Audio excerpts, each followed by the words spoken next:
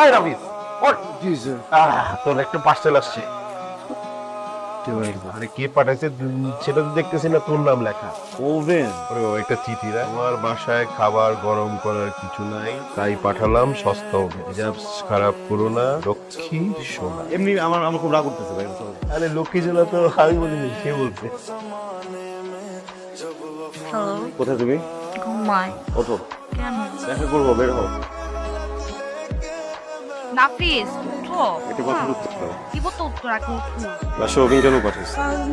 তোমার বাসায় ওভেন ছিল না? আমার বাসায় অনেক কিছুই থাকে না, যেটা তোমার বাসায় থাকে, তোমার ফ্রেন্ডদের বাসায় থাকে, তোমার পরিচিত মানুষদের বাসায় থাকে। জোর করে দায়িত্ব নিবা? ফোন করতেছো কেন? জাস্ট একটা ওভেনই তো। না, বিষয়টা একটা ওভেনের না। তুমি কিছুদিন আগে বাসায় গেলা, সবকিছু দেখে টেখে দুদিন পর একটা আলমারি পাঠাতে। কি বুঝাইতে চাও? আমার যা কিছু প্রয়োজন সেটা এফোর্ড করার মতো ক্ষমতা আমার নেই। তো আমি অযোগ্য একজন মানুষ। আরে না, এরকম করতেছো কেন? আমি ভালোবেসে একটা একটা জিনিসপত্র দিচ্ছি, এরকম সত্য মতো কথা বলছো কেন?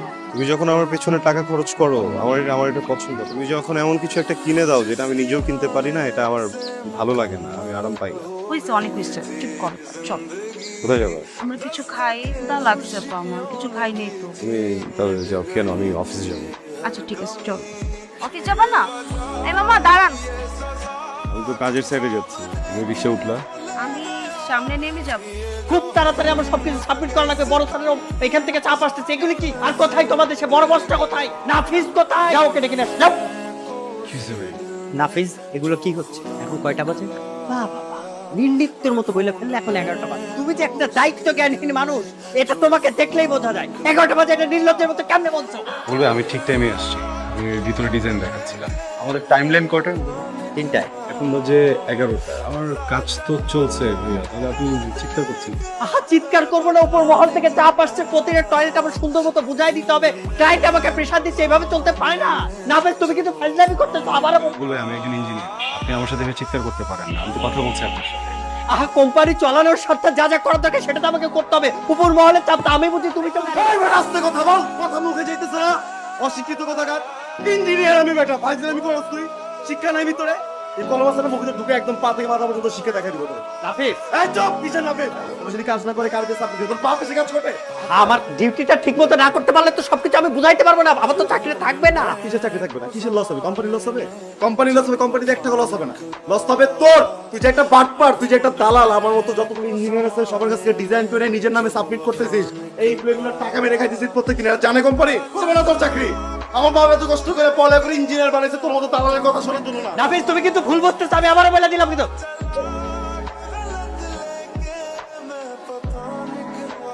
হ্যালো, কাজের সময় আবার ফোন দিচ্ছ কেন? কি হয়েছে বলো না। ফোনটা রাখো। কোনো সমস্যা হয়েছে অফিসে? আরে ভাই, ফোনটা রাখো।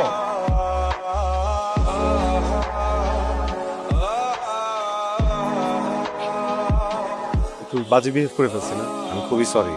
আসলে ওই প্রজেক্ট ম্যানেজারের সাথে অফিসে ওই বাজে রকম একটা সিন ক্রিয়েট হয়েছে। আমি চাকরি ছেড়ে দিয়েছি, বুঝছো? বের হচ্ছিলাম এমন সময় তোমার ফোন আসছে, আমি তার রাগটাই তোমার উপরে।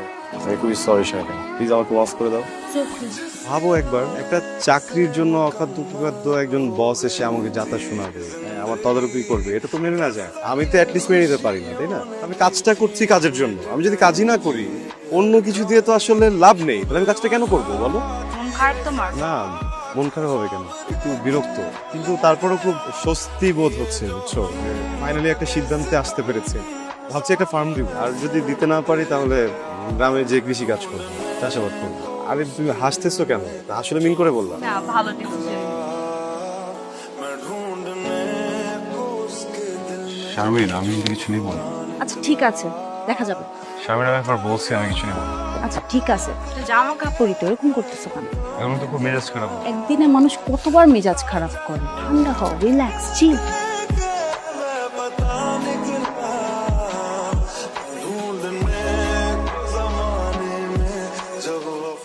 হ্যাঁ, কি দেখো তো, এটা 50,000? বুঝলাম না, আমার ফোনে 50,000 টাকা গিয়ে পড়ে। যেই বাটাক ভাই, তুই আমার 10,000 টাকা লোন দিস। হ্যালো, শারমিন, আমার ফোনে কিছু টাকা আসছে, তুমি পাঠিয়েছো? আমি না তো, কিসের টাকা? এই পৃথিবীতে এমন কেউ নেই যার কাছে আমি 50,000 টাকা বলি না। এমন কেউ নাই যে আমাকে 50,000 টাকাও দিবে, একমাত্র তুমি। নাফিস, আমার মনে হয় তুমি ভালো মতো চেক করে দেখো, আমি পাঠিয়ে দিই। আমি খুব ভালো করে দেখছি হিসাব মিলাতে পারতেছি।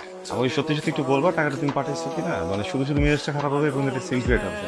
তোমার না টাকা লাগবে ওই জন্য আর কি দিয়ে রাখ। আমি কখন বলছি তোমাকে আমার টাকা উন্মাদের মতো শপিং করতেছিলা তুমি আমার জন্য, যা টাকা ফেলতেছিলা শপিং করতেছিলা, জিনিস আমার পছন্দ হয়েছিল, আমি নিতে পারতেছিলাম না, দম বন্ধ হয়ে যাচ্ছিল। এই জন্য আমি তোমাকে রিকোয়েস্ট করছিলাম যে শারমিন টাকাগুলো খরচ করো না, মানুষের লাইফে যে কোনো একটা বিপদ আসতে পারে, টাকাগুলোকে জমাও, তোমার বিপদ হলে তুমি খরচ করো, আমার কখনো বিপদ হলে আমি তোমাকে চাবো। তুমি কোনটার সাথে কি মিলাইতেছো শারমিন? আচ্ছা বাবা রাখো না টাকাটা, এরকম করতেছো কেন? ভাবলাম দিয়ে রাখি। কি ভাবতে বলছো তোমাকে? তুমি কেন ভাবছো? আমি কি তোমাকে ভাবতে বলছি? আমি ফোনটা রাখতেছি, হ্যাঁ আমাকে ফোন দিও না এখন।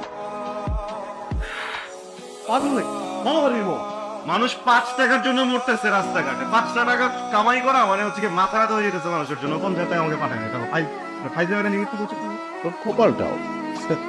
কথা বললো। কি বলবি, মেজাজটা খারাপ হয়েছে, ইচ্ছা করতেছে না। সবসময় তো সিরিয়াস কেন?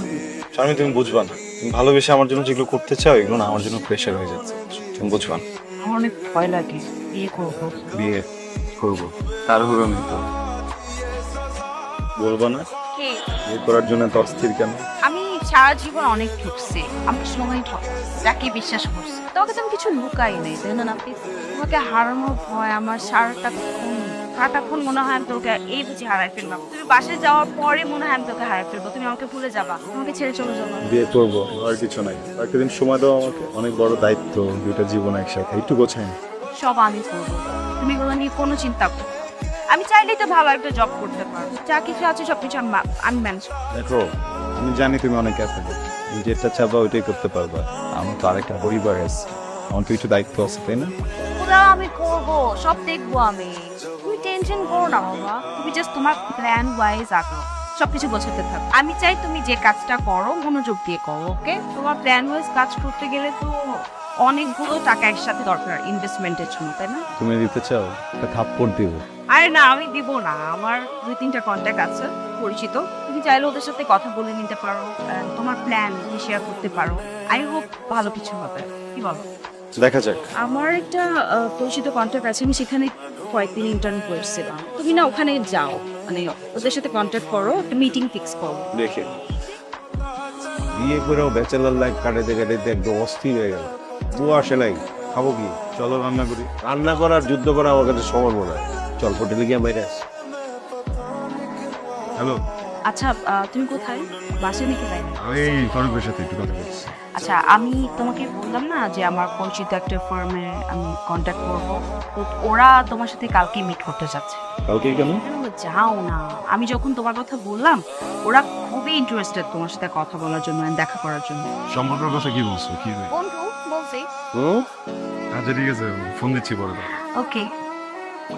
তোমার প্ল্যানটা খুব সুন্দর, আমি তোমার চিন্তার সাথে একমত। আসলে তো তুমি কেন চাকরি করবে?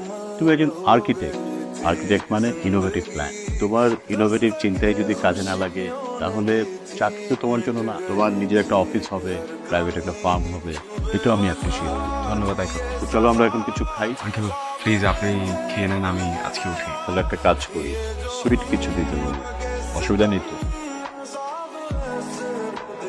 এটা কি?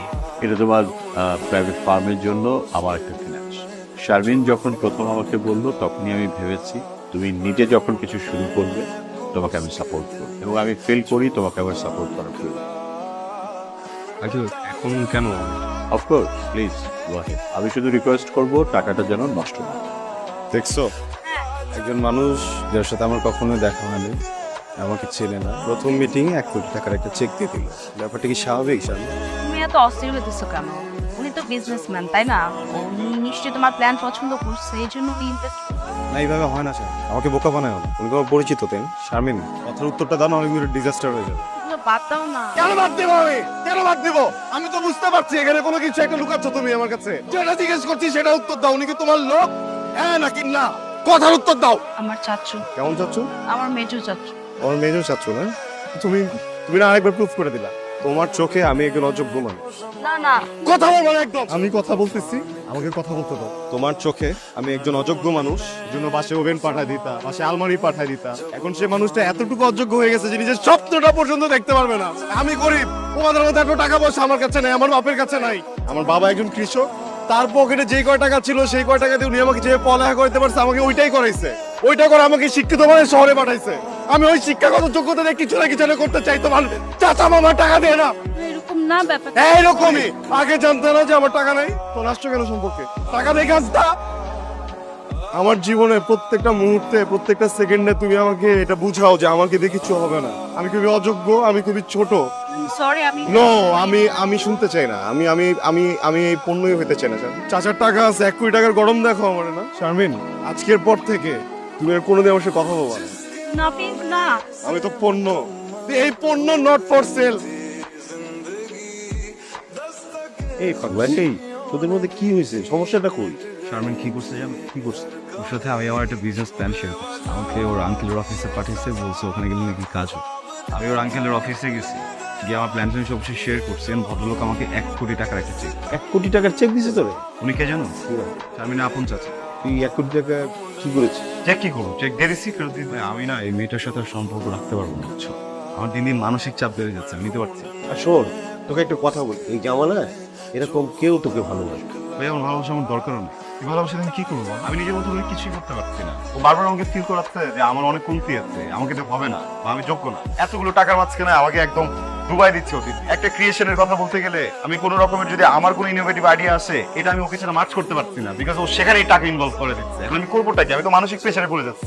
তুমি বসো, আমি ফোন আসলে প্লিজ আমাকে দিও না। পাগল ছেলে তুই।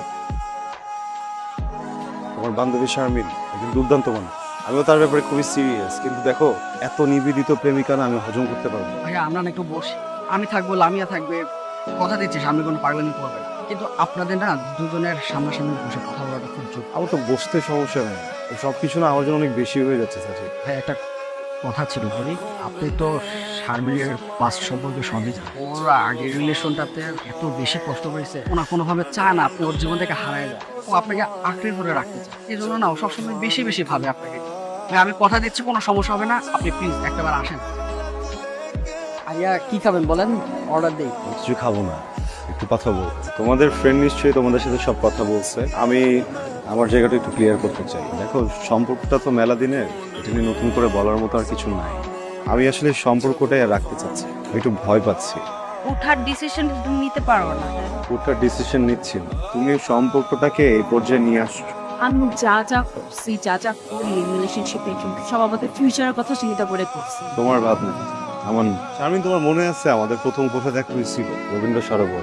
ছোট্ট কিছু বাচ্চাকে তুমি আইসক্রিম কিনে দিচ্ছি, আমি ভাবছিলাম তুমি হয়তো ওদের বড় বোন। এত সুন্দর একটা দৃশ্য, এত সুন্দর একটা মানুষ, খুব লোভ হচ্ছিল আমি তোমার সাথে কিছুক্ষণ কথা বলি। সেই কথা বলতে গিয়ে পরিচয়, সেই কথা থেকে সম্পর্ক, সেখান থেকে তুমি আমাকে গিফট দেওয়া শুরু করলে। শুরুতে ছোট গিফট, তারপরে বড় গিফট, এরপর তুমি আমাকে টাকা দেওয়া শুরু করলে। ইদানিং তুমি আমার ব্যবসারও মূলধন দাও। কিছুদিন পর দেখা যাবে আমার সংসারটাই তুমি চালাচ্ছ। শারমিন, তাহলে এই সম্পর্কতে আমার কন্ট্রিবিউশনের জায়গাটা কোথায় একটু বলো তো? শুধুই ভালোবাসা আর কিছু না? সেটা বলছি কখনো। সবকিছু বলতে হয় না স্যার। তোমার আর আমার এই সম্পর্কতে আমি শুধু তোমাকেই চেয়েছি, অন্য কিছু চাইনি। কিন্তু আমি নিজের মতো করে কিছুই করতে পারতেছি না, সাধারণ একটা মানুষ আমি। তুমি আমাকে এত বড় বড় গিফট দিচ্ছ, আমি নিজেকে খুঁজে পাচ্ছি না। তোমার উপহার, তোমার চাওয়া পাওয়া সবকিছুর মাঝে আমি কোথায় যেন হারিয়ে যাচ্ছি স্যার। আমার জীবনটা কি আমার না? এটা তো শুধুমাত্র তুমি কেন্দ্রিক না, তাই না? তুমি এভাবে বলো না প্লিজ। শারমিন, আমি যদি জানতাম তুমি এত বড় পরিবারের মেয়ে, আমি তোমার সাথে সম্পর্কতে যেতাম না। আমি নিম্নবিত্ত পরিবারের ছেলে, আমার পকেটে যখন 10 টাকা থাকে না, তখন আমি অনেক বড় বড় স্বপ্ন দেখতে পারি। আমার বাবা আমাকে এটা শিখিয়েছে, আমার মা শিখিয়েছে। কিন্তু তোমার এই উপহার প্রতিদিন আমার স্বপ্নগুলোকে না ভেঙে ফেলতেছে। আমি না এইভাবে আমার স্বপ্নগুলো হারাতে চাই না। আমি এটা মানি না, আমি পারবো না। শারমিন, জীবনের সব থেকে সুন্দর মুহূর্তগুলো তুমি আমাকে দিয়েছো। বিশ্বাস করো, এত সুন্দর মানুষ আমি কখনো দেখিনি। আর আমি জানি না আর কখনো এত সুন্দর মানুষ আমি দেখবো কি। আমি তোমাকে অনেক ভালোবাসি শারমিন, কিন্তু আমি নিজেকে হারাতে চাই না। তুমি ওর সাথে যোগাযোগ করে নিস। কি ভাবলি? কিছু না ভাই, সবকিছু মিলাই কেন যেন একদম ভালো লাগতেছে। মেয়েটার জন্য খুব খারাপ লাগছে। খারাপ লাগাটা একটু স্বাভাবিক। আমি তোরে যতটা চিনি, তুই লজিক ছাড়া জীবনে কখনো চলিস না। সবসময় লজিককে আঁকড়ে ধরে থাকিস, কিন্তু সম্পর্কে লজিক খাটে না। ফোন করেছি। তোর যদি একদিনের জন্য আমাকে ভাই হিসেবে মানিস, তাহলে কথা বল। হ্যালো নাফিস, শুনতে পাচ্ছ? কথা বলতেছে না কেন? হ্যালো শারমিন, আমি কেন যেন বলতে পারতেছি না। নাফিস কি হয়েছে? কি দিক তাকাও, কি হয়েছে বলো? নাফিস কথা বলো, কি হয়েছে? শারমিন, আমার বুকটা অনেক ভারী হয়ে গেছে, আমি ভার নিতে পারতেছি না। আমাকে একা ভার নিতে কে বলছে? আমি আছি না। তুমি আমার কখনো ছেড়ো না।